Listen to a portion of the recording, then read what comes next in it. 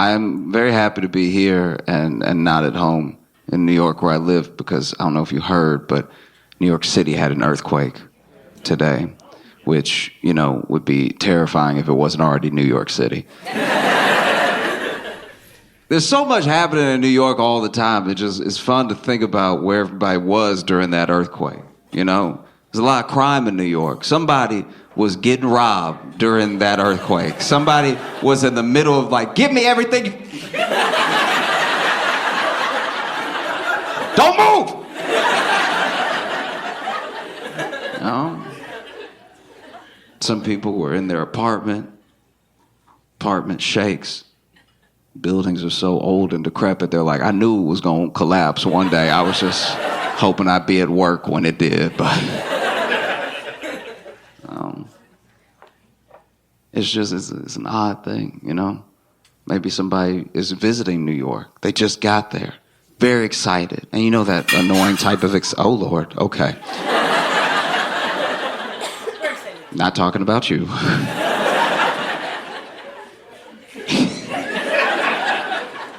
It just sounded like so much stuff. Like that, it's clearly more than one plate. Oh, but maybe somebody just got there and they're very excited. They're like, ooh, you know what I'm gonna do? I'm gonna go get some street food. I'm gonna get an authentic New York hot dog. This is gonna be amazing. And then earthquake hits. And then they are covered in hot dog water. It'd honestly be the most New York experience they could have. Another thing, I think enough time has passed that I can talk about it without it being awkward. Like, one of the weirdest things to me about 2020 in general was, you know how there's bunker people? There are people that save up a bunch of money to build a bunker in different types. Some people build a bunker underground. Some people have a different location they're going to go to if things hit the fan and everything. Some people have like a whole site that they've built and stuff. And we've always, for years, for decades, made fun of them, right? It's something that started in the Cold War because they were so sure that the Russians were going to bomb us that they started to make bunkers, and it was a normal thing. Then, as those sort of fears started to disappear a little bit, it became less common. But then there were some people who were still like, guys, something's wrong. Some bad things could happen. So they made bunkers, but then they started making it with, you know, their personal wealth and everything. And we made fun of them all the time, you know? And then 2020 hits, global pandemic that affects everyone in every country. And almost all the bunker people were like, that shit ain't real.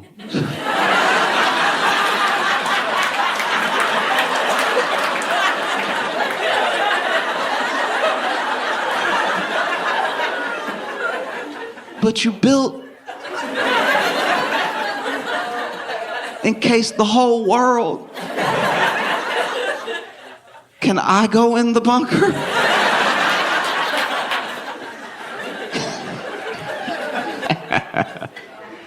Oh, man. I've been thinking a lot about just the general power of marketing, of ads and everything. And I don't know about y'all, but I always feel like I'm smarter than ads. Like, I always feel like, that's ad. I can see it. That's product placement. You can't fool me. You're not going to get me. That's an ad. And I always feel like I'm better than advertising, like I'm above it all. But I do have a bunch of stuff that I don't use, that I don't really remember why I got it. You know? And I think it's something that we need to pay more attention to, just the power of marketing, how influential it is, you know? Like just imagine a world where you work at some sort of agency, right? An ad agency, whatever, some type of marketing agency. And not now, right? Let's go even further back to when people were paying even less attention to ads and they were served less of them every day, right? Let's say you know, 70s, 80s maybe, and you're working at this agency. And you go in one day to work, just any regular day. And let's say you're like co-VP or something like that. You're high up there, right? And then you get into the building and everybody crying. You don't know why. People are walking out with those, those cardboard boxes specifically for when you're fired. Everybody got one. Shaking, walking about, running out and everything. And you're like, what happened? And no one's even answering you. As you pass by people, you're like, what happened? They're like, no! And then you get to your office. Maybe you share an office with somebody. And so you look at your partner and you're like, hey, what's everybody so upset about? What happened? Right? And then he's devastated. He's like, oh, it's horrible. One of our biggest accounts, top accounts, right? One of our top accounts, Kool-Aid, that some cult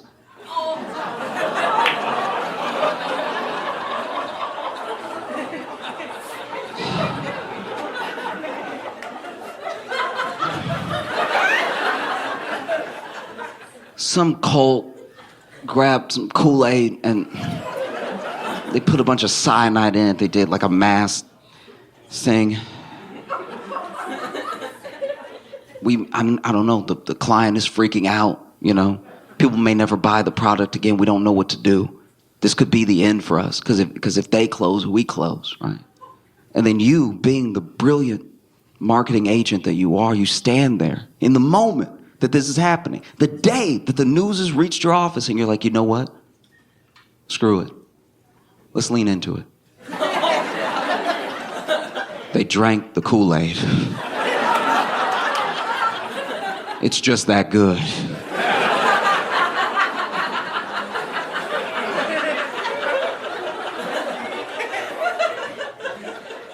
You think about it. Any other product, any other time frame, that product would be done. You know what I mean? Like if a bunch of people killed themselves with Snickers, I don't know if we would all be like, you're not you when you're hungry. You know what I mean?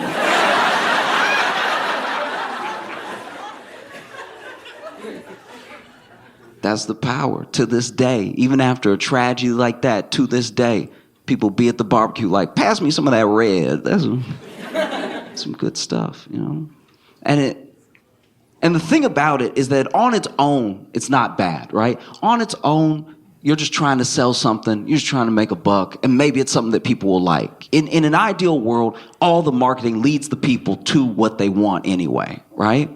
But it doesn't always work that way, because we found that the easiest way to make money is to make people feel like they don't have something, to make them feel less. So then if I'm less, maybe this thing will make me more and it'll make me enough, right? Because if we never feel like we're enough, then we always need a little something else, right? And that's how they make money. If you were always content all the time, no one would be able to sell anything to you, And so on its face, it's not bad what they're doing. But when they're all doing it at the same time, and it's most of what you see, when it's ads all the time being like, you're not this, you could be this, you could be better, right? It just starts to make you feel terrible. It starts to make you feel like you don't matter at all. And I hope one takeaway that you have from the show, not just laughing, I hope that you walk away from the show feeling like you matter as a person, right? Because you do. It's very important that you feel like you matter, that you have influence, because you do, right? A world where you think you don't matter terrifies me, because it means that all of the little pieces, all the interactions that you're supposed to be having with other people are going to be missed out on because you think you don't matter, right? Like we all sometimes feel like a little cog, like a little bolt just in a big piece of machinery, right? Because the bigger picture is bigger than all of us. But you are so important. Even if you feel like you're that little bolt, you're very important. It's not the same without you. I hope you understand that. You're as important as every bolt on the door of a Boeing plane.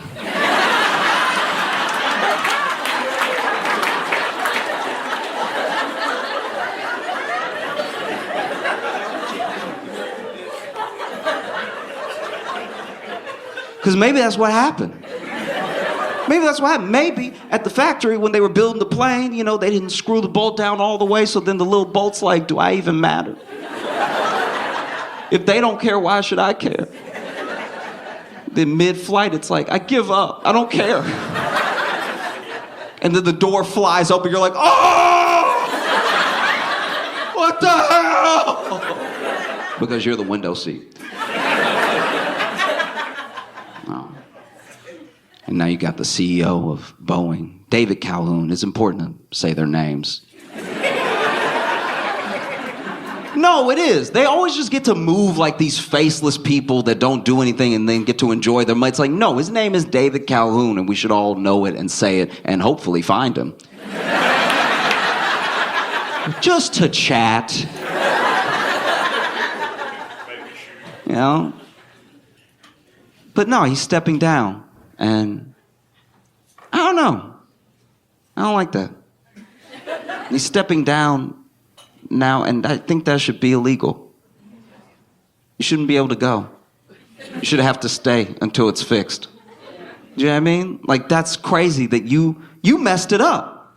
And now you're leaving with a severance package, by the way, with a, articles call it a golden parachute. How ironic. You get to leave, but you messed the whole thing up. You know? And I know he's not fully alone, but he's the lead. You know, when you're the CEO, you're the captain, you know? And he gets to leave? That's crazy. And he gets to leave richer for messing it up. That's mind-blowing. He should have to stay until it's fixed. This should be the last job he's allowed to ever have. Until it's fixed, you know?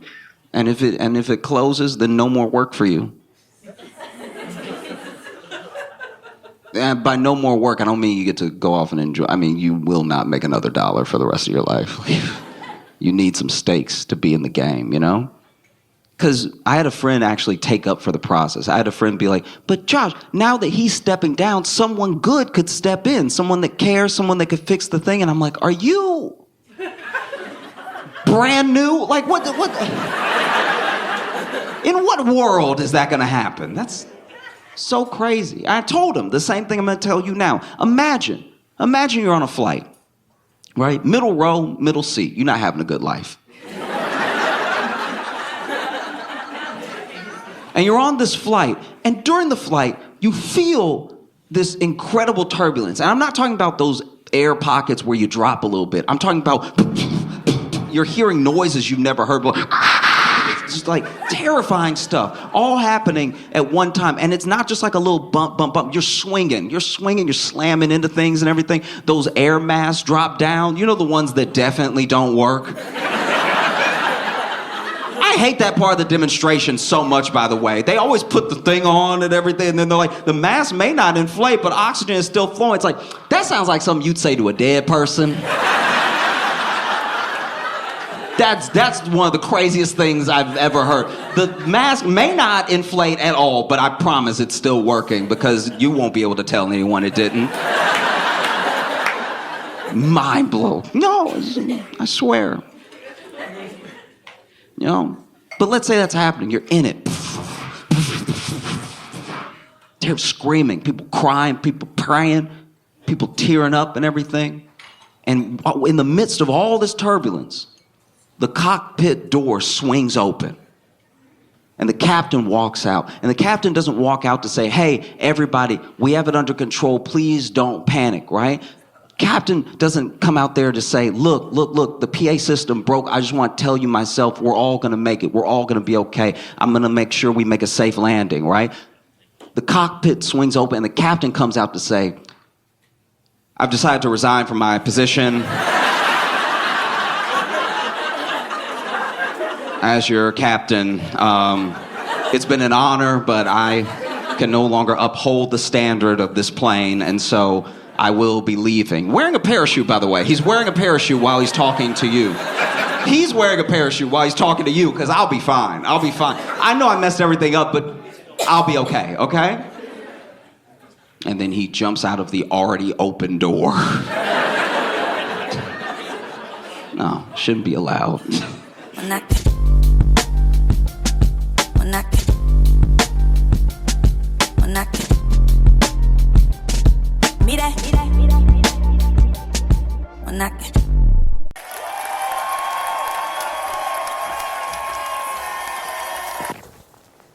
I know I'm late to the conversation, but I found out about it late. I don't know how I missed it, but everybody's been arguing over if they'd rather be left in the woods with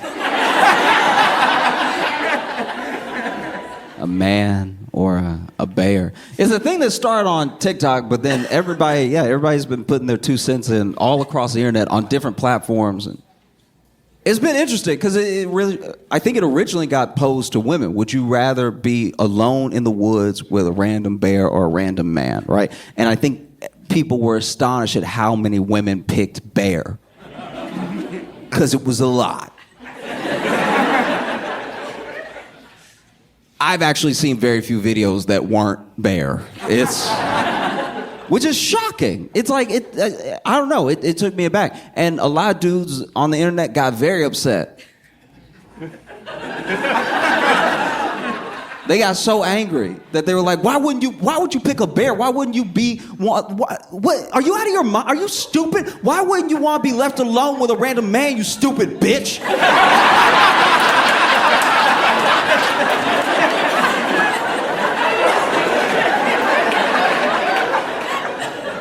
I don't understand what I'm doing right now. You know? And I'm not gonna lie, I was like, I don't know how in my feelings I was about it, but I was shocked. I was just like, oh, wow, geez. And then you actually hear people talk about it. You actually hear, women say like, well, the worst thing that, a bear is gonna do is either attack you or leave you alone, right? A man could do so many worse things to you, And then there was one woman, and I think her sentiment was like echoed around all of social. It's just like, she basically said, at least if I got attacked by a bear, people would believe me. Which I was like, ooh. When I heard it, I was like, ooh. Oof. Where do you go from there? What do you do next? What do you say to that sort of thing, Because it is true. It's a terrifying truth. It's a very sad truth. If somebody got attacked by a bear and ran up to you, you wouldn't be like, nah. Nah, you good. Like, just, it made me question as guys, because the women were saying men could do all different types of things, right? Bear could just attack or not attack, right? And it made me wonder, like, as guys, what are we doing that women would rather pick a bear?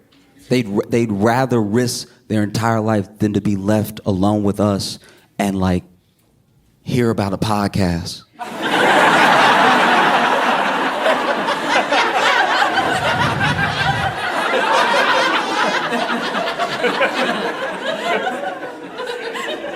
It's rough stuff.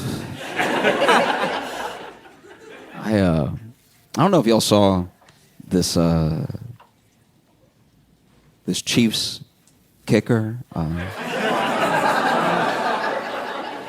This is when it pays to be a sports fan, because I don't even need to explain all of it. But basically, in case you didn't see it, there was a kicker for the Chiefs who gave a commencement speech at a school that, I don't know, maybe he went there. Maybe that's why they wanted him. Seems like kicker is like pretty low on the list of who I want to bring to my school to sit, because this is like the last speech your kids are going to get at education before you send them out into the world, And he gets up there, and at first it didn't seem to be like that weird of a speech. I saw people were messaging me about it, and I was like, what did he say? As I was watching it at first, I was like, what did he say? He's like, oh, just be a strong man, take care of the people around you, have good values, all stuff like that. And then I kept watching. Because at first I was like, man, what's everybody been out of shape about? And then I kept watching, and then he was like, and to all the ladies here, I'm paraphrasing. To all the ladies here with your little degrees,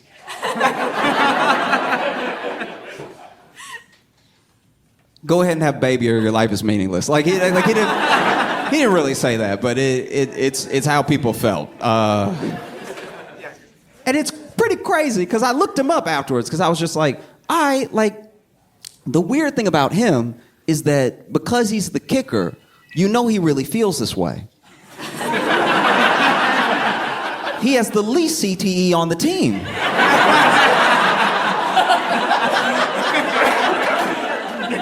These are his true and present values. But then I looked him up, and apparently his mom is a physicist.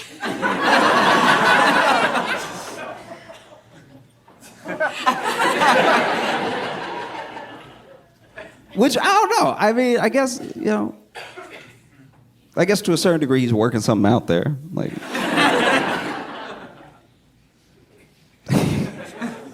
if your mom's a physicist, I can't imagine how many times in your life you've been corrected.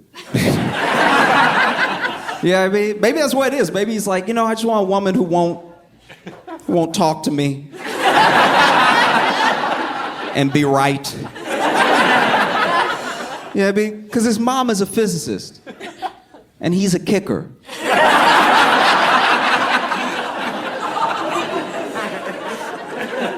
Which means every time he misses, his mom...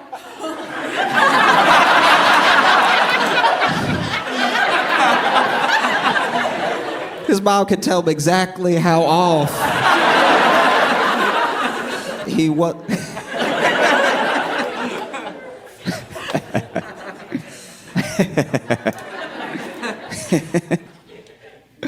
I want to tell you a journey that I've had. I have become invested, captivated by 1-star reviews. Because this is my thing. Look, if you got 1 star as a company, you should be closed. But I guess legally not enough has happened where somebody had to come close you. So the public is taking it upon themselves to warn each other, hey, this place, no. Because when you see a 1-star review, this thing, 5-star review is like, wow, I had a great experience. I want to support this business. I actually also want to make sure other people have as good of a time as I had, so I'm going to spread the word with a 5-star review. 4 stars is like, okay, I had a good time, but there are a couple things they can improve. Let me let the business know. 3 is unnecessary. Like, 3 to me is insane, because 3 is you taking the time to go, meh, and it's like... That feels like psychotic behavior to me. I've never left a 3, all right? I've never left a 3. I go full 5 or 1. I either try to spread the gospel or warn my friends. 2 is like something happened. 2 is like, look, I would do a 1, but someone there was so sweet that I want to acknowledge how great they were. Because you'll notice a lot of 2-star reviews have something positive in them to a point where I'm like, why isn't this a 4-star review? And then you get to the end and it's like, but there was blood everywhere. And you're like, oh, okay. All right, I got you. So hospitality check, wonderful environment check, but lots of blood in the bathroom. I see why you have a 2 now. I see you were trying to give props, you're trying to be fair.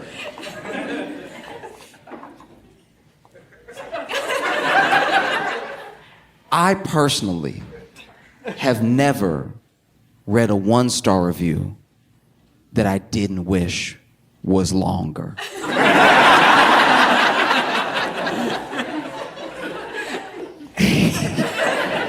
One time I was just chilling with Logan and I was reading him 1-star reviews that were making me laugh, and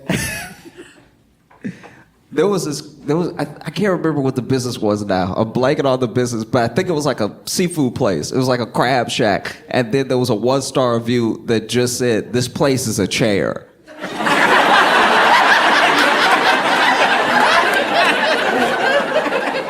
No. Legally, you should have to keep typing. Don't just leave that. I don't know what that means. You can also tell Because some businesses, this is a different, look, I'm digressing, but this is a different point. But you can tell when a business, especially a restaurant, is nasty, not just when it has low reviews, but when it acts like a dude on a dating app. You know what I mean? Like they'll be taking pictures of the food, but the pictures of the food too close. Like it's not a picture of the food on the plate, it's just a picture of 3 pieces of rice with some peas in the corner, and you're like, that's too close to the food. That means the plate is dirty. A 1-star review is a testament to an experience, you know? I live in New York, so there are a lot of 1-star reviews of a lot of businesses that will never close because they're either fronts or they own the building, so they don't have to worry about rent. But there was my favorite is when a place is permanently closed, but you can still read all the information. Like they haven't shut down the website and the Google reviews are still there. And there was a funeral home.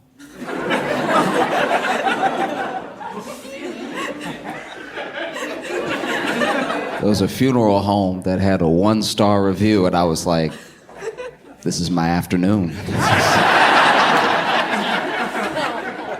Thank you, Google, for picking up the slack. Like I said, every 1-star review leaves you wanting more. There was a 1-star review that just said, they lost my daddy.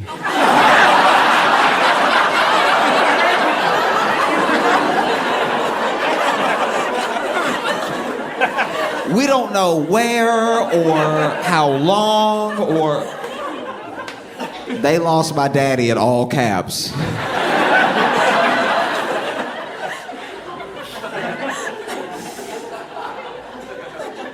1-star review as a whole is incredible because it means that everyone's experience has been similar.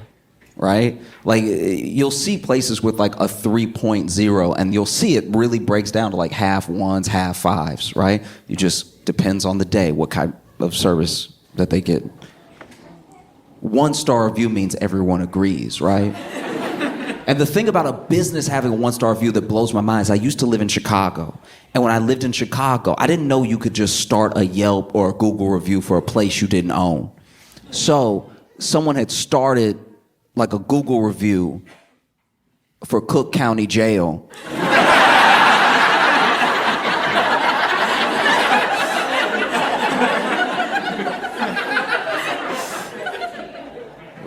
Cook County Jail as a whole had 2 stars.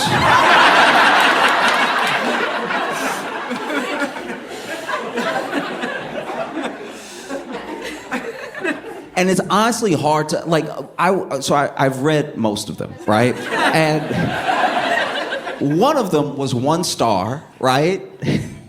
1 star. And it just said, the guards are so mean. And then under it, because you know, if you're the business, you can comment under it. So then under it, they were like, you were in jail.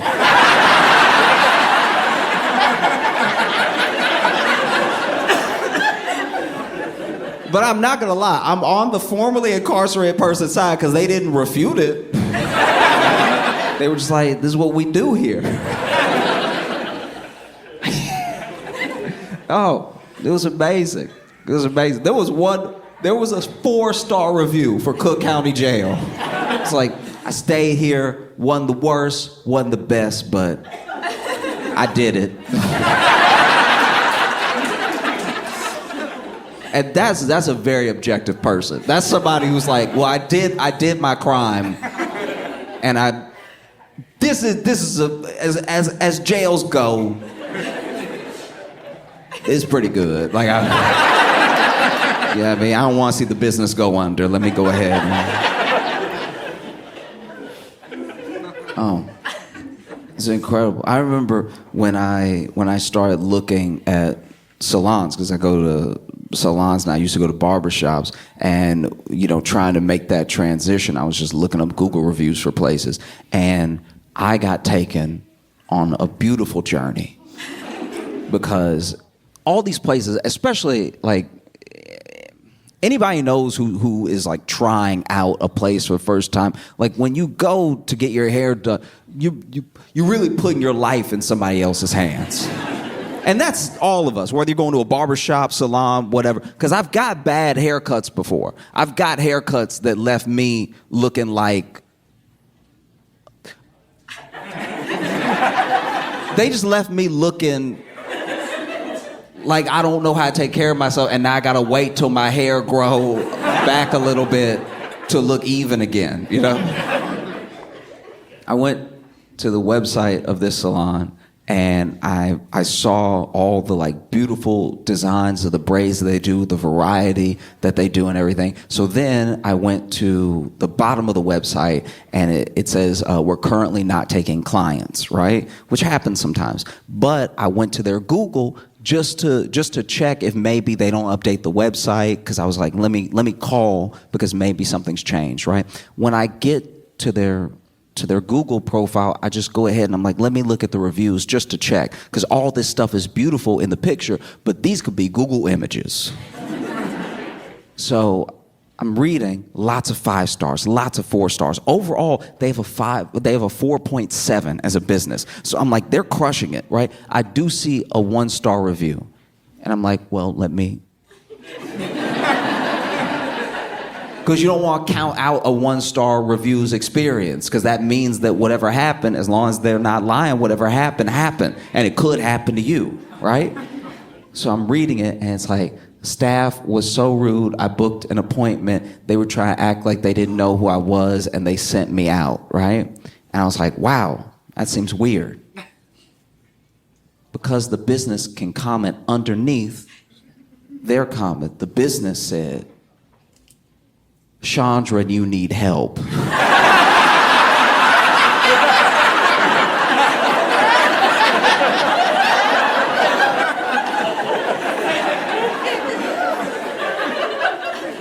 Chandra, you need help.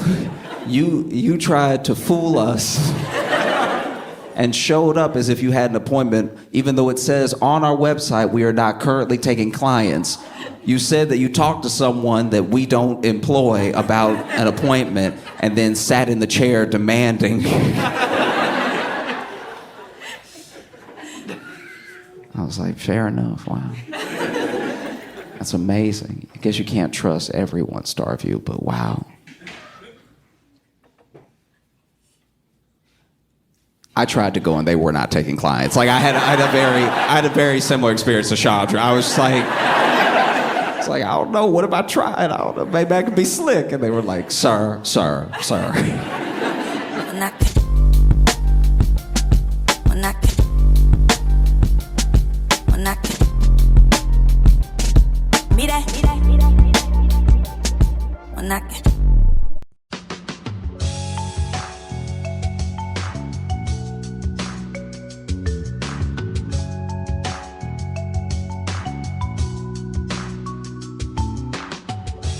Welcome to Josh Johnson Show. I'm Josh Johnson, joined by my co-host, fellow stand-up comedian Logan Nielsen. Logan, how you doing, buddy? I'm doing all right, man. If you're listening, you think, man, Josh sounds like he's in a cave. It's actually a WeWork. It's not a cave. Yeah, I did not see this coming. I did not think that my week would go like this, but I am in a WeWork. Yeah. And that's where we're recording from. That's what we do. That's what we do to try to make it a weekly episode. We'll even just have to go, and I can just see people walking around behind you. Yeah. One day we will have to record in a cave. Me and that guy behind you in the hallway just made eye contact. Yep. Well, hey, man, do you want to open up the mailbag? I would love to. Let's do it. Ooh, which one do I want to go first? I got a whole collection here. Do you want to throw me a number, or do you want me to just pick one at random? Go with number 3. Number 3. Here we go. All right, this is the third one I have here. This one is just called "Realizing Aldi is Not Aldo," and this is from Claire. Hi, Josh and Logan. I'm so glad I found your pod after watching Josh's stand up. I've been absolutely binging the show from episode 1. Anyway, it was only in the 10th episode or so when I realized that I was getting Aldi mixed up with Aldo, the shoe store. I didn't know there was a shoe store called Aldo. Did you know that? Yep. Okay. So because Josh mentioned something about groceries. So you kind of threw it for a loop then. Upon Googling it, I realized my mistake, but also I can't imagine Josh selling shoes. So anyway, hold on. Why do you think can't imagine you selling shoes? What do you think you're lacking to Shoe salesman energy, I think. Yeah. I think if I tried to sell you a shoe, it wouldn't seem like I really had shoes in the back. Yeah, it sounds like you just want to see my feet. Yeah. I'm like, oh, you look like a size 10. I think you'd just be creeped out. Yeah. Just let me go pause on it. Let me feel around. So anyway, I had a question for y'all. Are there any basic things that you were confused about for a long time or mistook for something else? Like how Logan thought might as well was mind as well. Thanks for brightening my day during stressful times and always making me laugh way too hard in the streets. Signed, Claire. Thank you, Claire. God, Do you want to go first? I don't know if I have any of them left to say. I feel like we've already revealed so many of the things we were wrong about. Did I already tell you about hummus? I don't think so. So this is embarrassingly recent that I found this out. Okay. I found this out when I was like 23 or 4. Okay. So I didn't know what hummus was because I didn't grow up eating hummus. We didn't have a lot of Mediterranean dishes in Louisiana to begin with. And then as a family, no one ever cooked like that or made that stuff or bought those pre-made meals. Right. So I didn't grow up with like baba ganoush or like any of these things. And so I came across hummus for the first time at a picnic when I was still pretty little, and I just didn't try any of it. But I saw all of the white people clamoring like it wasn't like it was a brawl, but they went right for it, you know. And they kept talking about it. They were like, oh, the hummus was delightful. They were just going on and on about the hummus. And then, you know, years later, it didn't come up for years. And then I was at another function and there was hummus. And by that point, I knew I didn't like white sauces. Like I didn't like mayo. I didn't like a lot of the, and I was very weird about creaminess. So I even started eating guac a little bit late because the texture, I didn't like it at first when I was little. And then it took me a while to fall in love with it, you know? That kind of makes sense for what I know about your finicky food habits. Yeah. So then it's not until I start working at Trader Joe's that I am like, oh, no, it's right before Trader Joe's. So in college, I just finally asked someone because, you know, I went to college with a lot of white people as well. And so they would just go on about hummus and how like hummus was their favorite snack, like hummus and chips or hummus and celery. And so I was like, what is hummus? And they were like, it's chickpeas. And I was like, oh, okay, just mashed up. They're like, it's mashed up chickpeas. I'm like, just mashed up chickpeas? They're like, yeah, okay. And it's not until I start working at Trader Joe's and I'm stocking the shelves that I see a can of how do you pronounce it? What are they? It's like it's even another word for chickpea. Another word for chickpea? Yeah, I can't think of it right. Garbanzo bean. Oh, right? okay. Yeah, because chickpeas are also garbanzo beans. Is that right? I don't know if that one's true. That may not. I can't back you up on that. But anyway, I'm putting up garbanzo beans. I'm putting up chickpeas, like all this stuff. And it's not until I hold the can of chickpeas and see the picture of the chickpeas as I'm stocking it that I'm like, oh, mashed up chickpeas. So I thought all this time, as long as I've asked what hummus was and thought I knew what hummus was, that hummus was battered, like beat to death, mushed up baby chickens. Because I thought a chickpea was a chicken baby. Interesting. And so I was so disgusted by hummus. Whoa. And I was so disgusted by people who ate hummus because I was like, you're just eating battered babies. Wait, so okay, hang on. So you not only do you think it was ground up chicks, but you thought chickpea was the name of chicks, like I baby thought chick. chickpea was the name of chicks. So this was several things. This was a This is so many layers deep of wrong that's why the story was boring at first, because I had to take you all the way back to like, okay, here's hummus, then here's chickpeas, Yes. then here's beans, and then because then some hummuses aren't even chickpeas. They're like there's one that's like it's got a different name, but essentially a hummus with a different bean. right, yeah. But yeah, I used to think way too old. Like we're talking 20. I would be at a party and I'd see hummus and I'd be like, why would you? Wow. I didn't even try it until I found out it was mashed up beans. Well, and listen, to throw myself And it out has there. the same thing as pate. It has the same look as pate. Ooh, pate. He had to from get afar. he had to go high class on me about pate now all of a sudden. Now, but isn't pate mashed up chicken?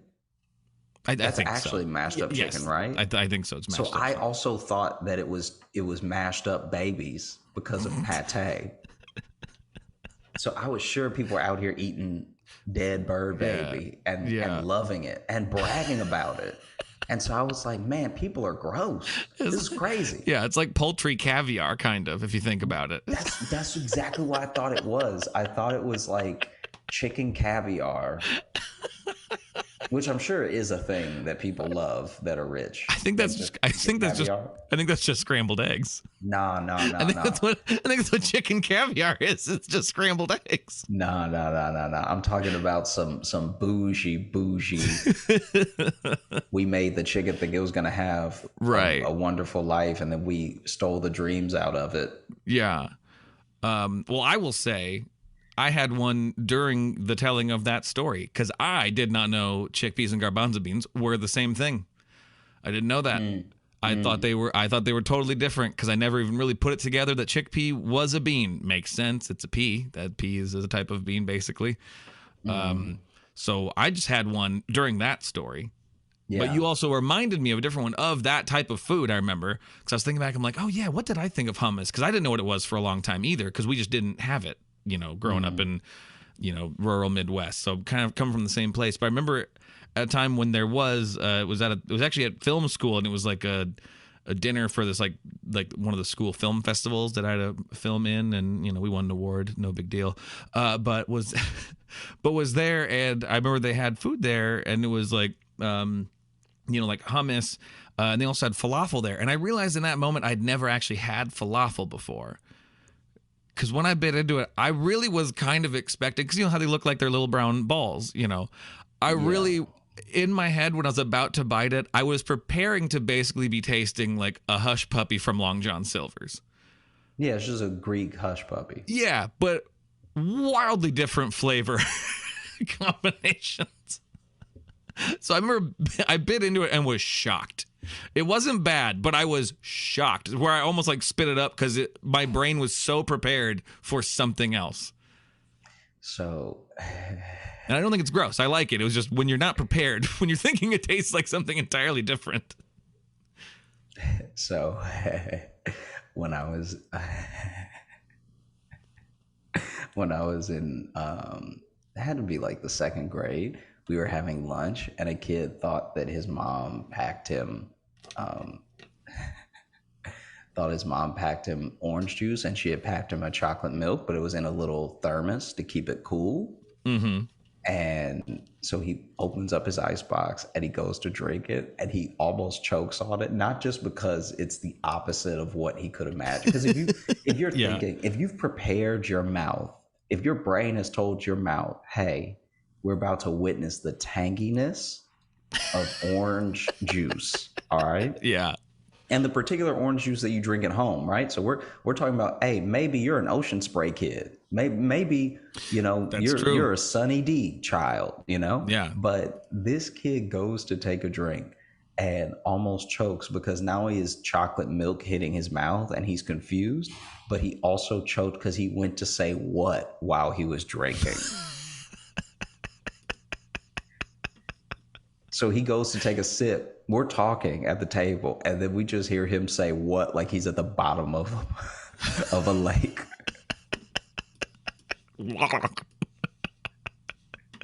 And that's what I thought of when you bit into the falafel. Just what? It kind of was. I about went and like, and then even had to take a second, collect myself, and be like, it didn't taste bad. I just wasn't prepared. I remember I once had liver at a restaurant they had this weird thing where instead of just one big entree, they would give you two things that could be considered an entree, but they give you smaller portions, and then they give you a bigger side and then a dessert. So it's almost like you're showing up to this restaurant to get a TV dinner, you know? Because the portions, I appreciate the portions because they were manageable. It actually felt like a European restaurant because not only were they cooking very well, but you left feeling full without feeling sick and cleaning your plate at the same time. Big, yeah. Like a lot of times in America, if you stop when you're full, you look like you've wasted a dinner. Oh, for sure. Especially in the Midwest. I told somebody about that, of just like food portions here are just like, even if you order something healthy, the salad's coming out in a wheelbarrow. Like it's not. Actually, I might have said that on the show. Maybe I'll cut that out. I may have said that on our very show. But basically, I got like a liver and something else, and it was finally time to taste the liver, and I didn't even close my mouth. I cut a piece, I put it on my tongue. It hit my tongue, and I was like, oh. And I let it fall right out of my mouth. Yeah, it's upsetting, especially when you have an experience like that at a restaurant, because then you want to also make sure you're not making a show of it, but also get it out of my mouth. Speaking of experiences at restaurants, you ready for this next email? Oh yeah, it'll make sense. But this is from Anna.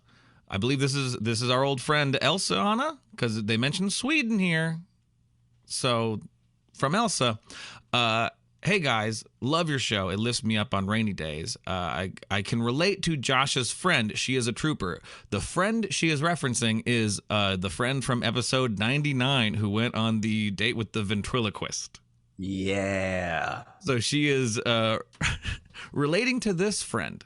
Long story short, I was on a date with this gentleman, well-dressed, polite, and attentive. But pretty quick during dinner, at a nice place, he brings up his fascination for feet. Oh, God.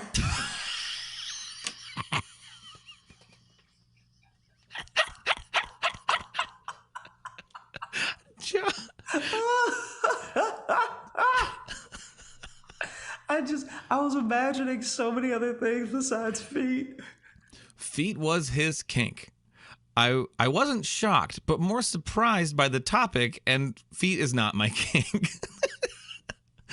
Well, he slides down from his stool, trying to be discreet, grabs...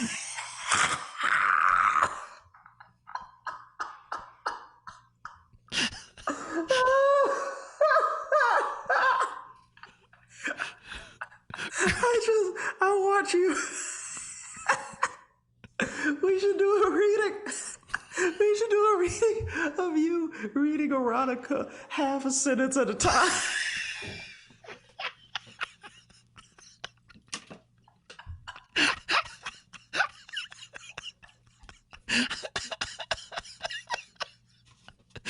Get ready for that Patreon bonus. Because the story is already not sexy, but it's so much less sexy when you stop to be like, try to be discreet. Well, oh God, he slides. Wonder how soundproof those WeWork booths are. I hope not at all.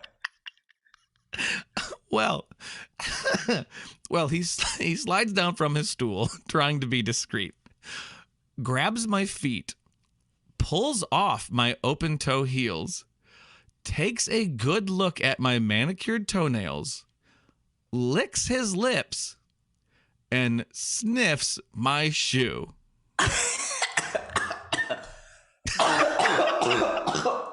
Jesus Christ.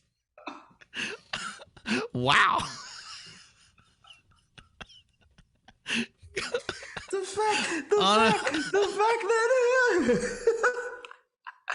fact that he was holding her foot, and then you could just see it like in a movie, it would be like he was about to go sniff her foot and then just completely ignores her foot to sniff the shoe. Yes. Yeah.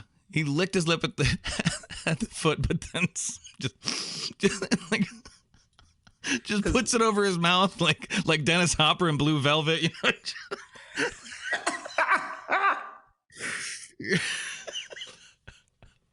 I was throwing up in my mouth. By the way, the restaurant was full.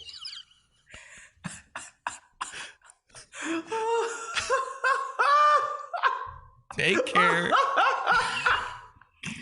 He had to say excuse me to somebody he went on a date with to get down. Oh. And get at that foot. Take care. He probably tripped somebody while he was down there sniffing. Yeah, tripped, just knocked over a server. Take care and stay cool. Love, Anna. A show in Sweden coming up? ? Man, that'd be awesome. We'll keep you posted. But just know, Anna, you've now turned Josh into a person who laughs like a crazy person at an office on his own show. This is the wildest thing about all this is I told that story. The ventriloquist story? The ventriloquist story when I was in Amsterdam. And the audience was so much more concerned than they were laughing. Like they found it kind of funny, but they were mostly like, what happened to her? Like, did he kill her? Yeah. What's the punchline? She's missing now? Yeah, what's going on? Yeah. Oh, God. The boldness too, to finally bring it up, just be like, feet is my kinks anyway, and then just slithering down your chair like the Grinch to get to the ground. The restaurant was full. The restaurant trying was to be full. Discreet, not even trying to be charming enough that you go home with him and then maybe he sees your feet because you're getting undressed. It's fully trying to be discreet right now because he can't wait. This is the other crazy thing about that is that a foot fetish is like, I remember in the 90s when we were little and you'd hear about a foot fetish and it was the weirdest thing. Like people used to like really be really weird about it. Yeah. That it was even a kink at all. And now it's like the bottom of the, it's just so much. It's more stuff and weirder stuff and like it's basic now. Stuff. It's super basic. Feet's basic. The at thing this point. That's crazy about a foot fetish versus any of the other fetishes is that just about everybody that you're gonna date has feet. Yeah. So you don't even need to be into. You don't even need to be into the foot fetish for yourself because the other person is just attracted to your feet. It would be a totally different thing if your foot fetish was people being into your feet. Does that make sense what I'm saying? Kind of, but I don't know. I guess I kind of see them going together, but maybe I don't know. I'm not necessarily a feet guy. I don't know. I'm not a feet guy either, but to me, it's like when someone's says they're. I'm also really now hoping that the booth is not soundproofed. Yeah, because they're only hearing your half of it too. She's like, I'm not a feet guy either. I'm not a feet guy. Thinking you're in an actual. Listen to me. All right. Like you're in an actual some foot pervert. It looks like you're on an actual like work Zoom call and just like, listen, I'm not into feet either. All right. The thing is, I guess this is what I'm trying to say, is that the same way that someone might be like, oh, I'm always so attracted to someone with great legs, right? Sure. Yeah. The person that they're attracted to who has great legs, it may not be their thing to have people want them for their legs. See what I'm saying? Okay, I guess I see what you're saying. Like, no matter what your kink is, you also gotta do something for their kink then. And that's where I'm like, it seems, especially if you're not a lunatic like this guy, it seems like feet would be one of the more accessible fetishes because lots of people have feet. Mm-hmm. If you're into something extreme, people don't just walk around with balls and chains on them. But people got feet to get around, Sure. you know? And I feel like that's why it's broken through so much so that Anna wasn't even that phased. She was more phased by the fact that he was like, I'm really into feet and I have to have yours right now. Yes. Yeah. No, that's fair. That's fair. Yeah. That's like, oh, you bring it up like, oh, okay, fine. But then it's like to then say it and then, I don't know, start drooling. Yeah, I'm into uncomfortable feet. Are you uncomfortable right now? Yeah. Okay. That's the thing. He's not even really into feet. He's just really into social faux pas. That's what he's into. Yeah. He's just really into making people uncomfortable. Good Lord. Because how would you even explain it if the food came? Would you be like, oh, I'm sorry, my wallet fell in her shoe? And I'm gonna really need a follow-up email on this of just because now I really want to know. I really want to know how Anna reacted. I want to know what your reaction was in that moment because it kind of just ends with what he did. What did you do? Also, what did he really expect another date after that, or did you go on another date This after thing that? I want to know. Did you just be like, oh, okay, and then I'll just get to the date, or were you like, no, nope, goodbye, sir? Imagine a full restaurant making your date that uncomfortable, but then being so charming for the rest of the date that you win it back. That'd be an epic tale. Exactly. So I think I think you undersold yourself as the main character of this story, Anna, because I only have questions about you and what you thought and how you reacted. Oh, let's see. Why don't you go ahead and I don't know, pick a number again, or let's go. So you've chosen number 3 already. Number 2. Number 2. Okay, this one is called No Gods, No Kings, Just Piss, which I believe was something I said in an episode. And the dangers of dressing in the dark. This is from Kiki. Hello, Squeaks and Toontown. I got a chance to teach at a prestigious university that was an hour away. I was so excited I signed the contract without realizing that the class was going at 7 a.m. Who the hell wants a 7 a.m. class anyways? I never did. Needless to say, I sucked it up and got up at 5 a.m. every morning to get my classy ass up there. So I was dressing in the dark on the regs, not to wake up my family. Sometimes this would result in me having just one earring in, or maybe poorly applied eyeliner. One day that topped the charts was when I got my dress on and grabbed the belt that went with it and hopped onto the highway.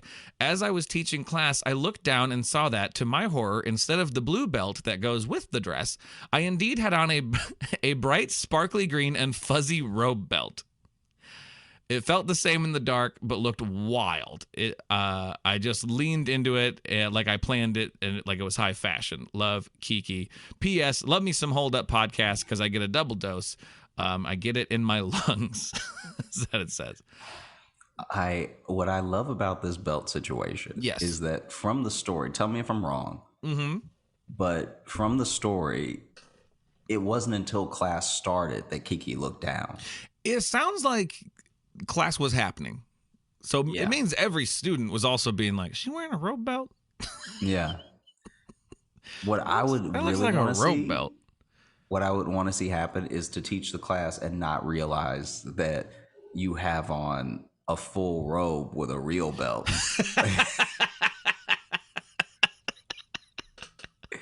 And I don't know what Kiki's teaching, but you just fully in the middle of the lesson, and then you realize that you're a little hot in this. This is like a little stuffy, and then you look at your collar and you're like, oh no, Oh my god, my shirt is soft as hell. What I put on? yeah, Sparkly green and fuzzy robe belt. It's like there's very little that could go with, You try to think like, oh, but did you get away with it? No, everyone saw that the second they walked in. If you had a sparkly green robe belt on. Especially like, does a sparkly green robe belt have a buckle on it? Like this is one of those things where I'm trying to put my mind in the same place as someone who's getting ready in the Same. dark. They say it felt the same in the dark, but I'm trying to think of what then belt would go with the dress. I guess there can be like just kind of No, quick. yeah, you can just put They have the little belt sash ones around. kind of like that. Yeah, but But for me, it's here's the thing. If it felt the same in the dark, you either have some very comfy regular belts or you got a terribly made robe belt. It felt the same. yeah. Oof. Yeah, it means you got fuzzy belts. It sounds like all your belts are fuzzy, is what I'm hearing. What I would love is if we were to get a follow up with Kiki, and the only thing that's weird about this story to her is that it was the green one. Like she has nothing but fuzzy belts, but then the green one did not go. The green one. The dress was kind of green. They were just too close, but too different. Ugh. Oh, my goodness. Do you want to read one? Yeah. So this next email is from Tasha. It's called "When Your Sweet Grandmother Puts a Hit Out on You." God, I would watch that movie. It is just a grandma like, he owed me some money, so Yeah. gonna get it one way or the other, blood in or blood out. All right. Bring me the head of my grandson. And I'll give you a cookie. Oh, he's wronged me the last time. Now get something to eat. You look like you're wasting away. You're gonna beat Grand to the grave. She's cooking. She's over the oven, but behind her on the table is just a stack of cash. Yeah. This is for you if you murder my grandchild. I want Tyler out here taking dirt now. All right.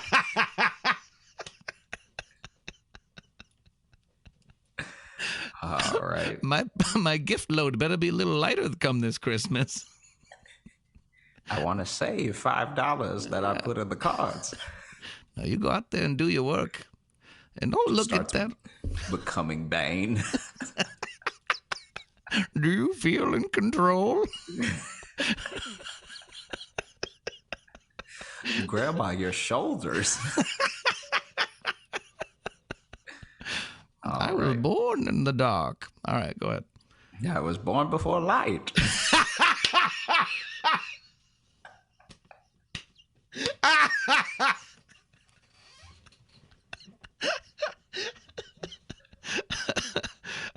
I still don't quite get it, and it scares me.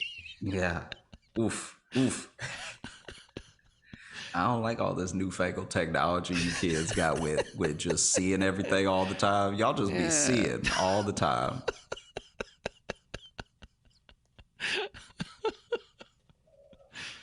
Good knees. I don't like any of it. I don't care for it. Back in our day, you just would run into some stuff at night. No character. It's a simpler time. It strengthened your spirit and strengthened your face. It would actually be hilarious to have like a someone that's so old that they were born before light, so there's actually no racism back then. Like you just couldn't see anybody. Once lights got invested, everyone was like, ah! Yeah. Why is everyone so different? None of you look like the way I thought you would. I just assumed you looked like me. Back before lights, humans thought there was one face. And we all had it. Oh God. Anyway. Anyway, hey, it's Tasha. I was thinking of all the beatings I've ever gotten as a child and how incredibly unjust they were. For example, my great grandmother told me not to pick up the kittens outside, but I was maybe 5 or 6, so of course I was going to. I chose a gray kitten to be mine. His name was Witchy, and I loved him. She saw me showing my affection to Witchy, and when I was in the house later, she got me with a surprise attack.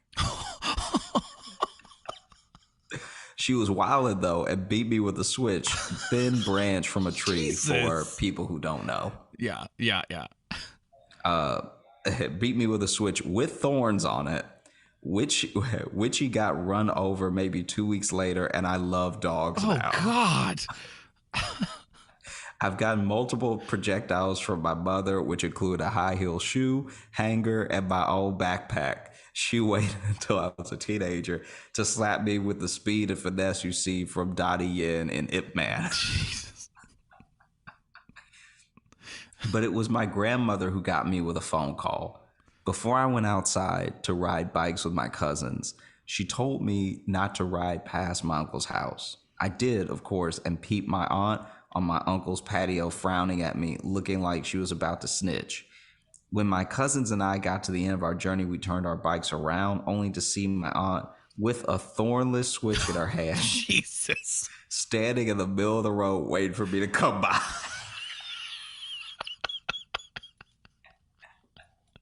Oh. She was like one of those enemies you see on the map in a JRPG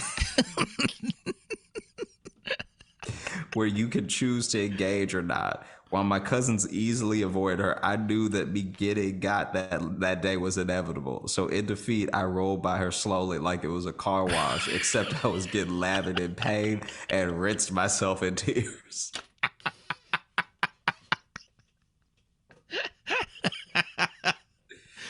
Anyway, I was wondering if either of you experienced such unnecessary familial violence in your childhood when maybe the punishment didn't fit the crime.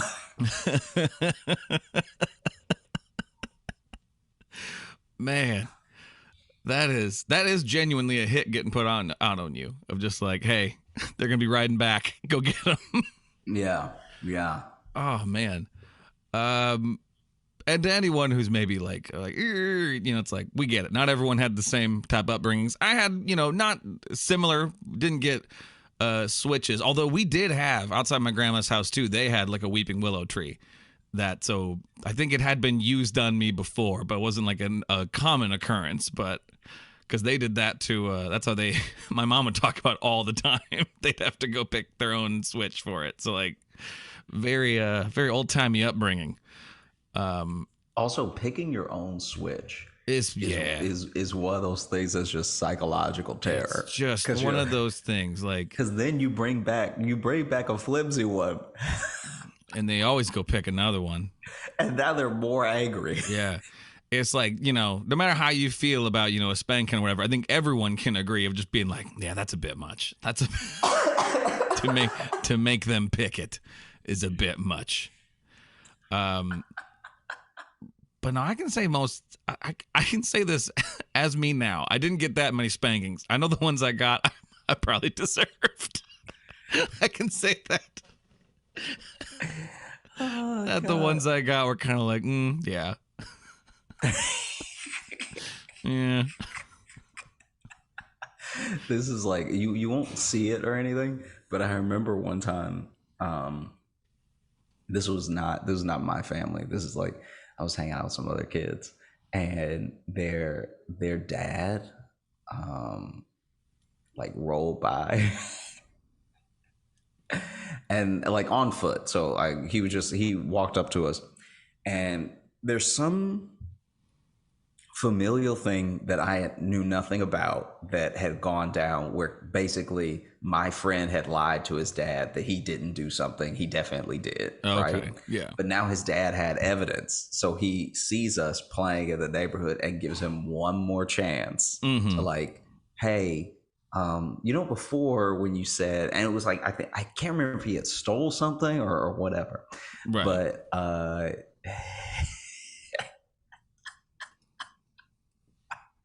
this is perfect. Okay, so he had asked him. I think he stole something with his cousin, and so they're both standing there. The dad's like, "Hey, remember when I asked you about this thing? And you said you didn't know anything about it. Well, this person says I saw you there, and blah blah blah." And so then he's finally like, I think in his child mind, he thinks enough time has passed, because I used to think this as well. When enough time has passed after a bad thing has happened, in your mind, you're like, they can't be that mad, because it didn't just Right. happen. This is very old. Yeah. So I don't know how old it was, but it was old enough for him to finally just be honest, or maybe he just knew that too much evidence was mounted against him now, you know? Yeah. And so he's honest. And we had just gotten ice cream, and he had a double scoop cone in his hand. And I think we all got one scoop, but he got a double. Anyway, his dad, so he, as soon as he admitted that he did it, his dad slapped the ice cream cone out of his hand sideways fast enough for it to hit his cousin in the face. That's a good 2 for the price of 1 move there. Yeah. And his dad just took off, but he was so frozen from how fast it happened. He was just holding air like it was still the ice cream cone. And I was like, oh, yeah, that seems like you shouldn't have lied to that dude. Yeah. I don't know what you stole, but now you don't have any ice cream. And his dad just left after that. He is and now then, taken from you. Yeah, now he's kind of just like, oh man, how does yours taste? I was like, tastes like mine. I don't know what to tell you. Oh, man. This next one here, this is from Natalie, and it is called Hi Again.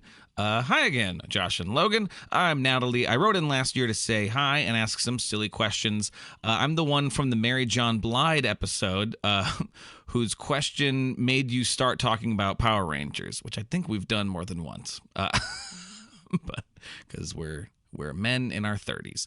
I wanted to write again because something happened fairly recently that I thought you would find funny. I'm genderqueer, and recently I briefly considered changing my name. I was seriously considering calling myself Neo after the character from The Matrix because it's one of my favorite movies and has also been confirmed by the directors as a trans allegory. The funny part is, when I told my dad what I was thinking about, his main objection was that Neo is super badass, and by most standards, I'm definitely not.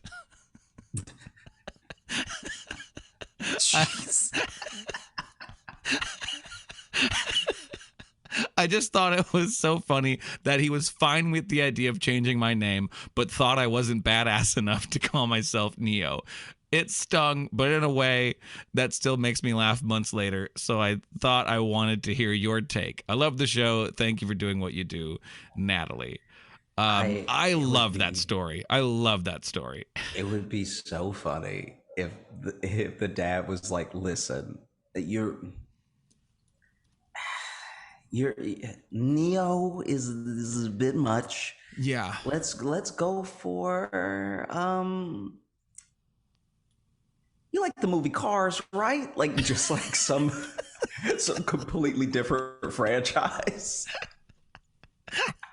Just something where you're like, wait, what? Yeah. I mean, what about Nemo? You still get the Neo, Yeah, but like it's in there's there an kind M, of. and it's a little bit more heartwarming. You're not like a badass person. Yeah. You're more of a heartwarming individual. So let's go ahead and get you Nemo in there. Yeah. And look, just Neo alone, you're not getting through an airport. Look at what they did security in the first movie, okay? You're going to be on a list immediately. You're gonna have a lot of security guards who have a grudge against Neo. TSA ain't going to let you through. God, that would be so good if that was true. Like any security guard anywhere saw that movie, is like, he killed so many people just doing their jobs. Yeah. Because he brought guns to a place where he wasn't supposed to bring guns. Brought all the guns. All the guns. He brought a bag of guns and bombs and everything. He was dressed in guns. His clothes was guns. His clothes was guns. His pants was guns. Underwear was guns. That's dangerous. But that story is like weirdly one of the more heartwarming stories I've heard in a while, because it means like it means your dad really does accept you, but fully, to the point where he's like, listen, I know my kid's no badass. Well, look, I accept you and I see you. Sometimes feeling seen is a little too raw. Yeah. You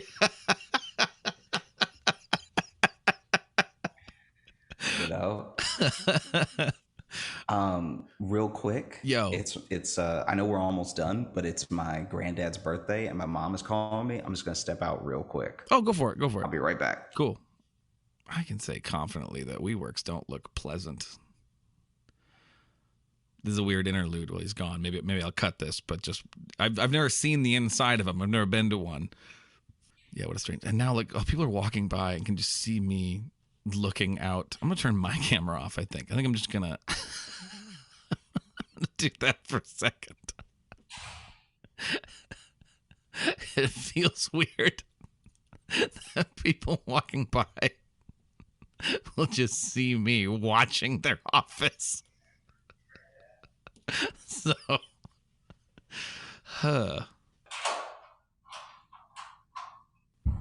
Cool. This one is from Melissa, and the title is called Spiritual Life Tent. So, hey, Josh and Logan. I wanted to recount a story for y'all that happened to my friend Jacob in college. Jacob and I both went to American University, where there's an interfaith chapel known as K Spiritual Life Center. All you need to know about K is, 1, it is unequivocally a building. Is a bona fide building. All right. When it comes to being stacked on top of each other, building looking, it's building. It's got walls. It's got a ceiling. This is a building ass building. Okay. And 2, I have never heard of anything notable going down at said building. Okay. So not only is it a building, seems to be not the place to be. I mean, it's a punk ass building. It sounds like it sounds like it's barely a building, to be honest. Mm-hmm. Not even doing building things. Yeah. I mean, if it's not doing building things, you basically a cave. Oh, fat ass cave. Oh, wannabe building. Fake ass building. I got 2 degrees at this school and only ever entered this building maybe twice. Well, one day, some lady approaches Jacob on the quad and says, "Excuse me, can you point me toward the K Spiritual Life Tent?" To which Jacob responded, well, the K Spiritual Life Center is right over there. The lady said, "Oh, so that's where it all went down." She starts heading in that... She starts heading in that direction and says, "Thanks, sweet cheeks," just to top it off, I guess. Jacob and I graduated without ever knowing who this lady was or what she thinks went down at said Spiritual Life Tent, but I hope she found what she was looking for. As always, thanks for the laughs and for giving me something to look forward to listening to every week. Y'all are the best. Thanks, sweet cheeks. Melissa. She wrote the saying, "Thanks, sweet cheeks" part. Wow. Yeah, Wow. let's just go through again the moments that happened here. So the person shows up asking, "Excuse me, can you point me toward this K Spiritual Life Tent?" Which, frankly, spiritual life tent is actually a great phrase because it sounds like it could be something, but if you think about it at all, it sounds like nothing. Mm-hmm. You know, because at best it kind of sounds like, like some sort of traveling preacher situation. Yeah. You know, I think that anyone who's like, "Oh, that's where it all went down," and doesn't clue you in is a bit of a monster. Like you can't just do that to someone and then go about your day. Yeah. Oh, so that's where it all went down. That's where the incident occurred. Don't act like we're all in the same Netflix doc with you. Yeah. Okay? I don't have the backstory. You need to tell me what it is that and what it is that went down and what it... Yeah. Help me. Because frankly, the best case scenario, and this is a very unlikely best case scenario, the best case scenario is that this person who said, "Oh, that's where it all went down," they are trying to correct the mistakes of an alternate timeline.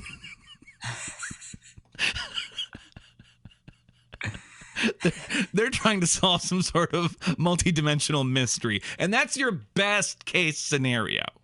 Yeah, I could see that. And then, thanks, sweet cheeks, frankly dismissive.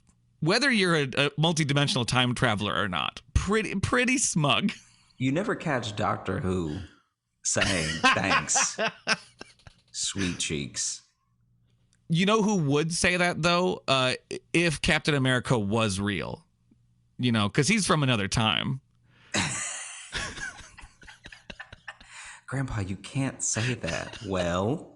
Here you go. You're welcome, Toots. And then he runs off. Oh man, yeah. When you think about like Captain, I don't like that America, Tony Stark and his beatnik facial hair. Yeah, like when you think of Captain America, he should be saying way wilder stuff.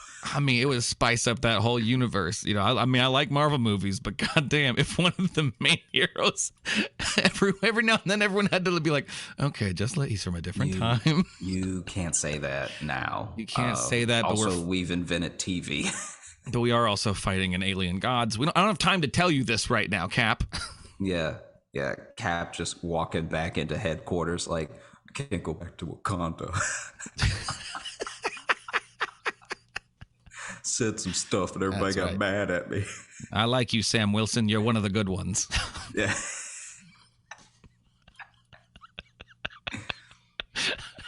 Why is it every time I talk, people say, what's that supposed to mean? The future's stupid. No one gets what I'm saying. You know what I mean? Acting like I'm the bad guy. How can I be bad? Listen, I'm Captain America. America's never done anything bad. Never done anything bad. Listen, I was ready to punch Hitler and then boom, I'm here. So I'm not a bad guy. I literally punched Hitler in the face. I think that gives me a couple passes. Are you kidding me? You can't say anything anymore. We were all equally mad at Thanos. Everyone just kept being mad at me for making it about it being purple. Like everyone. But they wanted to kill him too. It would be a very specific argument to be like, Thanos kills half your family, and you're like, see these purple mother. Ooh, whoa! Wait, we need to not. Come on, guys. He killed half the universe. I think you get a no. We're meeting so many aliens now, so it's hard to know. Let's just and not all the purple aliens are the same as they're Thanos. not. You just you don't really. Well, Vision we made in that pod there. He's not going to heaven. Okay, all right.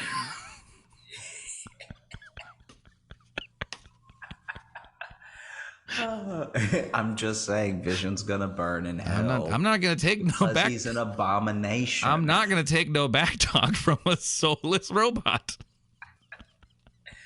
You think you can just lift the hammer and all of a sudden you're important? Okay, you're nothing.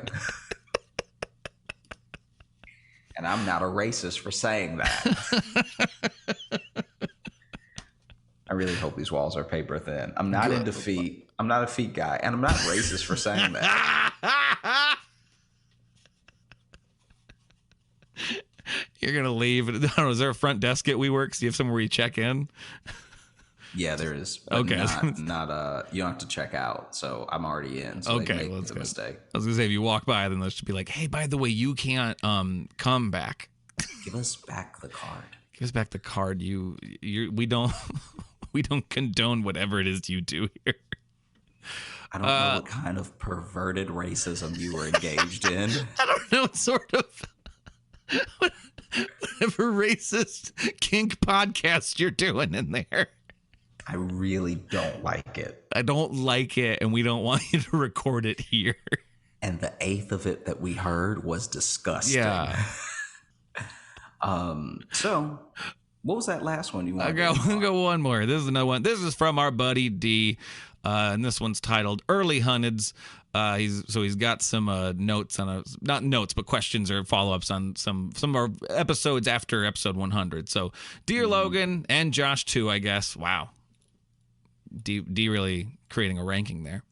I had some thoughts about the last few episodes. I'm going to try to go through them rapid fire.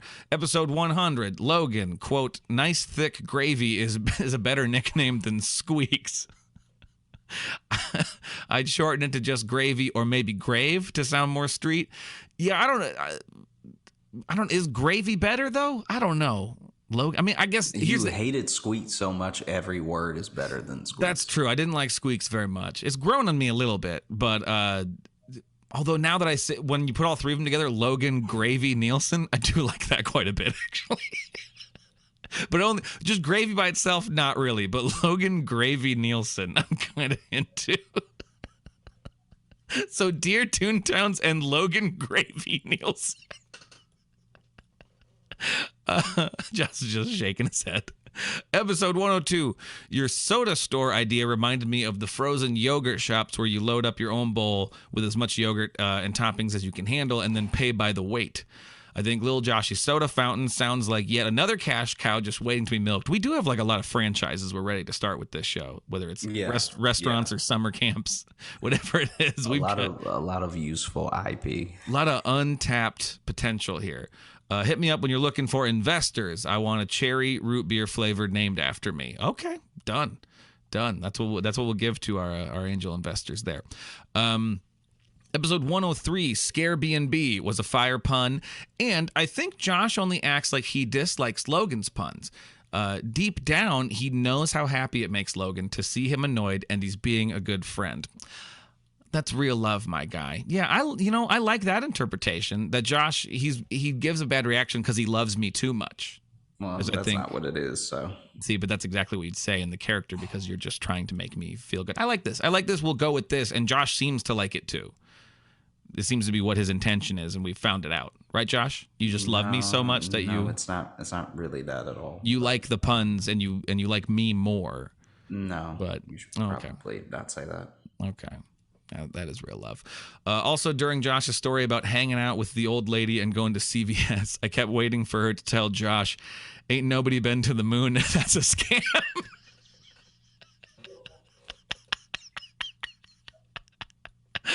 Like the Uber driver from Lil Joshy is kidnappable. That's it. Hope you're good. G's 90% recovered from his injury for the motorcycle accident. We still listen to the pod sometimes. I like this. This sentence is perfect. My mom refuses to learn your names and just calls you the funny guys. You know, the black one and the loud one.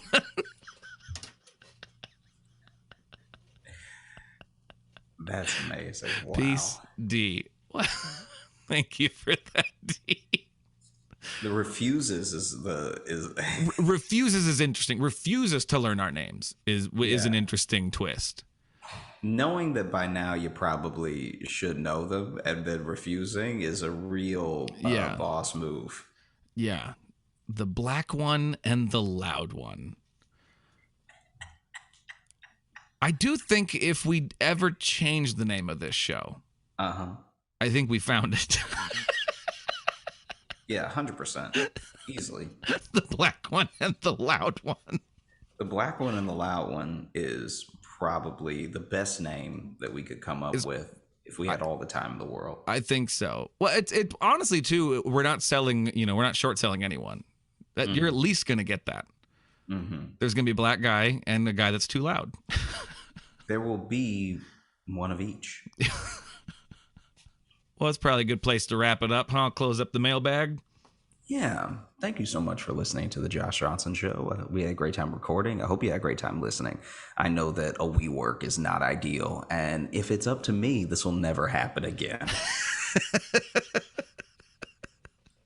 If you're looking to catch up with us on any of the socials, you can find me at Josh Johnson Comedy on Instagram, at Josh Johnson on Twitter, Josh J Comedy on Facebook, and Josh Johnson Comedy on TikTok and YouTube, where we're going to be posting clips of the show. And if you're looking for Logan, you can follow me on Instagram at Logan M. Nielsen. And if you want to get into the mailbag, like all of those wonderful people that we just read messages from, you can email us, joshjohnsonshow@gmail.com. You can also leave us 5-star reviews on Apple Podcasts. We like to read those too, and it helps the show, help us get a little more visibility. And I don't know if you feel like you've listened to the show a bunch and I just want some more. Why don't these guys have more content? Well, we do. It's over on Patreon, patreon.com/Josh Johnson Show. We have other podcasts there and video stuff. And we post videos of the live virtual shows that we're doing, which we'll probably be having one coming up soon. So until next time, everybody, Have a great weekend, and don't record at a WeWork.